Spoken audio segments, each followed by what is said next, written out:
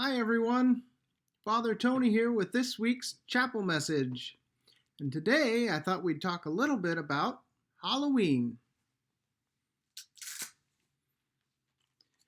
If you're like me, when you think about Halloween, I'll bet the first thing that comes to your mind is trick-or-treating, candy, haunted houses, spooky decorations, and candy. I love dressing up for Halloween and going trick-or-treating and eating all the candy afterwards, especially those Reese's peanut butter cups. And almost everyone in our culture today participates in Halloween.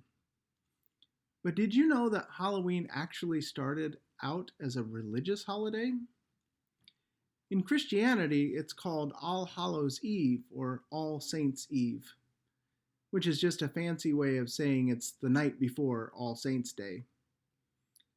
All Saints Day is a day where the church remembers all the saints that have gone before us. And the day after that, we have a holiday called All Souls Day, where we remember all of our loved ones who have died, especially those in the last year. And these have been special days of remembrance in the church for a very long time.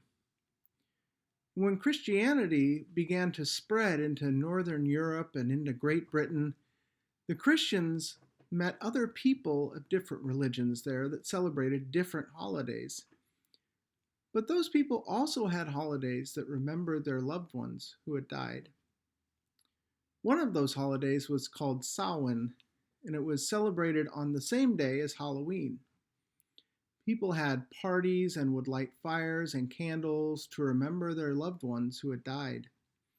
And they'd even set out food and drinks for them in case they came by for a visit.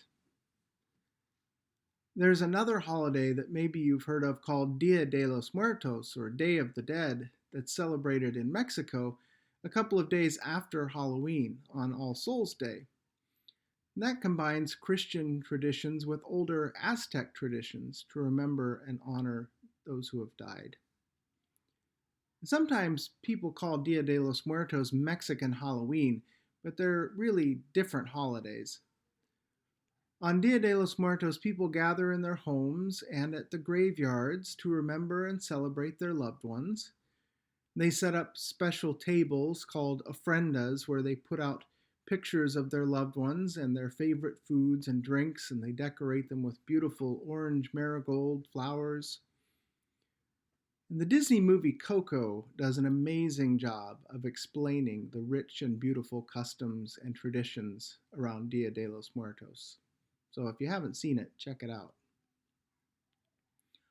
All of these holidays, Halloween, All Saints Day, All Souls Day, Samhain, and Dia de los Muertos, each have their own special customs and traditions, and they can vary quite a bit from region to region and country to country. But they all share something in common, besides just dates on a calendar, and that is the deeply held belief that there is something very important and sacred about remembering, celebrating, and honoring our loved ones who have died. Now, I know that Halloween, like everything else in our lives, is going to look different this year because of COVID-19. You may not have the opportunity to keep some of the traditions like trick-or-treating or costume parties that you're used to doing. But maybe this year you could start a new tradition. Whether you're a person of faith or not, maybe this weekend is an opportunity to spend time with family, remembering those loved ones who you no longer get to see, lighting a candle for them, sharing stories of their lives, or eating their favorite foods, drinks. And if nothing else, sit down and watch the movie Coco. We've probably watched it at least 20 times in our house, and it's still a favorite. But whatever you do, I hope that you all have a safe and happy Halloween weekend, and don't eat too much candy. I'll see you all next week. God bless.